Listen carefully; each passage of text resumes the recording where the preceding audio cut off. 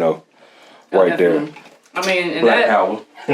man, and even then, that came from like my mom's side of the family mainly. She's always so my dad is Nigerian, and then my mom is like African American from Michigan. From Michigan, okay. So since we were kids or whatever, that's something that she's always like instilled in all of us. So like both my sisters, they all went to HBCUs or whatever. I'm going to a HBCU. That's something that she's always kind of like instilled in us. And always taught us about our history because she knew that public school education was going to teach us about it. Yeah. And even going back, and that wasn't so terrible, but like my grandparents. So like my grandfather in Ypsilanti, because that's where my mom's from, Michigan. It's like a small town, like 30 minutes outside of Detroit. Okay. People from Michigan, they know Ypsi. If you're from Michigan, you know Ypsi. You know Ypsi, okay. But if you're not from, you probably don't know.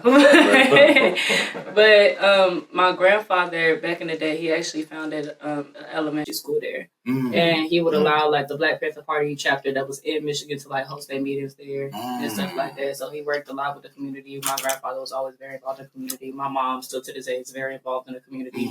In Baltimore, so they in it for real, like that. Yeah, like that's why I spent a lot of my childhood like in West Baltimore, like even with like my mom's church or whatever. They do a lot of stuff for the community, still do a lot of stuff for the community. So I've always grown up doing a whole bunch of community service, giving out to the homeless, helping do soup kitchens. So you outside for real? Listen, yeah, you outside, and see that's what I like to hear, because most people.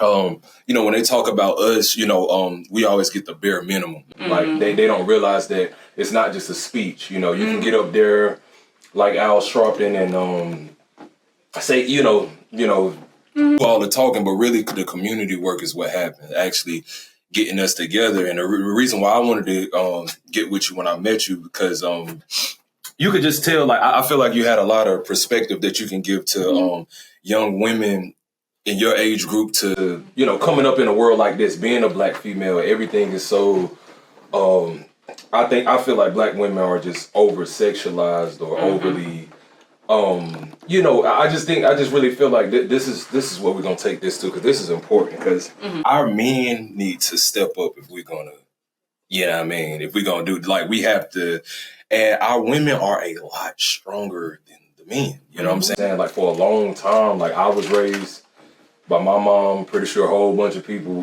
that's I got twin sisters, daughters, you know what I'm saying? So it's like, I would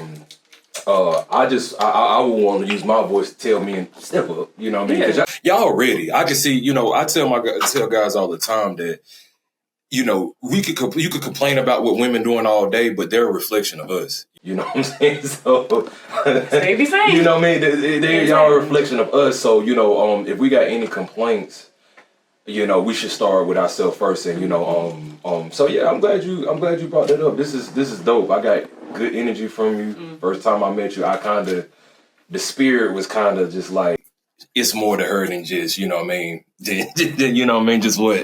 what you see on a day-to-day basis, So and that's Twin Peaks. Even that's you don't get to that. That's a whole child. Yeah. So without saying any names or anything, like what's challenging for you? Do you have a lot of females in competition with you? It's not even really the girls that's like really an issue. The girls actually, for the most part, we're actually decently close knit. I mean, obviously, you have your beefs or like disagreements here and there, but for the most part, we're really good at like resolving conflict, or at the very least, if you don't like somebody, you kind of just say it. Different stuff. Like even like that's how I am as a person. So like if I don't like you, I'm gonna make it clear. Like I'm not a bully. I'm not gonna bully you, but I'm not gonna engage with you. I'm not gonna talk to you. I'm not gonna pretend and smile in your face like I like you. Exactly. Exactly. What am I doing that for? That was the thing. And then so you came. So how long have you been in North Carolina?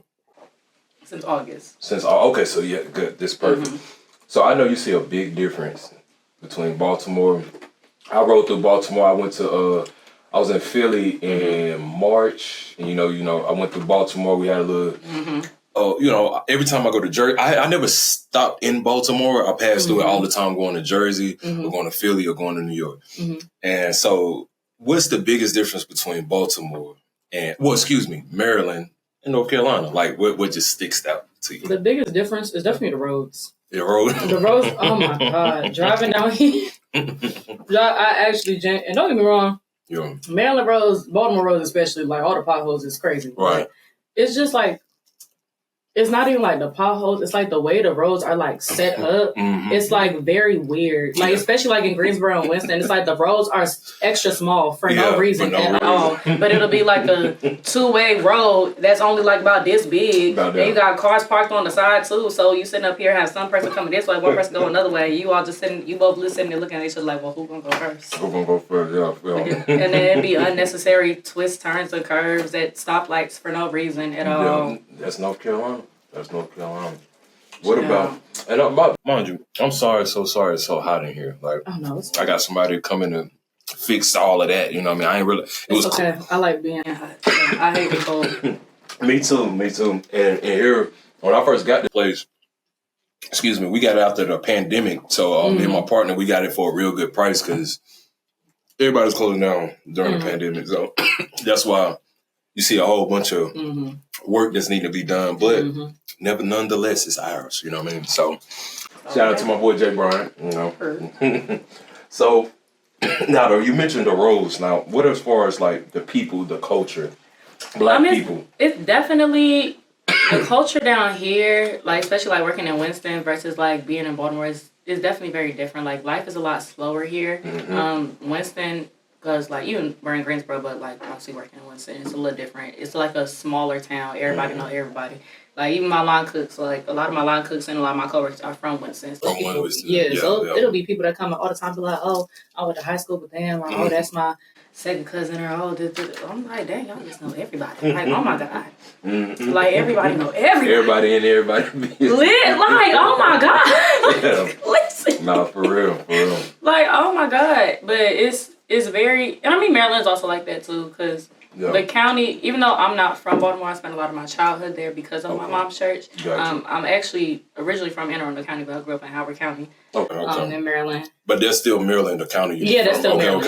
That's still Maryland. Howard County, specifically where I was at, is a very, very small county. There's only 12 now, 13 high schools. They just built a new high school. It's 13 high schools in the whole county. No doubt. Or whatever. And where I went to school in Howard County, especially where I went to high school, and the second elementary school I went to, the first middle school I went to.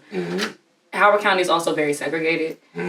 So kind of like all the rich, so like kind of like all the rich white kids or whatever, they kind of went to schools that were more spread out and farther out in the county or whatever, and they have like a lot more like kind of like stuff around them. So like there was like Starbucks and Chick-fil-A and McDonald's and all this at the third. The rest of the high school that I went to, it's basically like all the black people.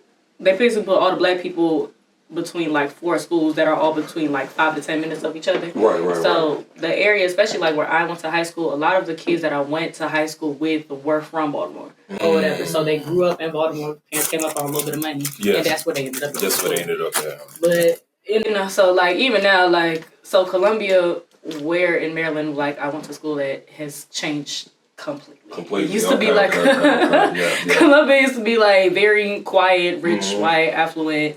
Whatever, and this... We done took over. Real bad. We done took over. Oh, my God.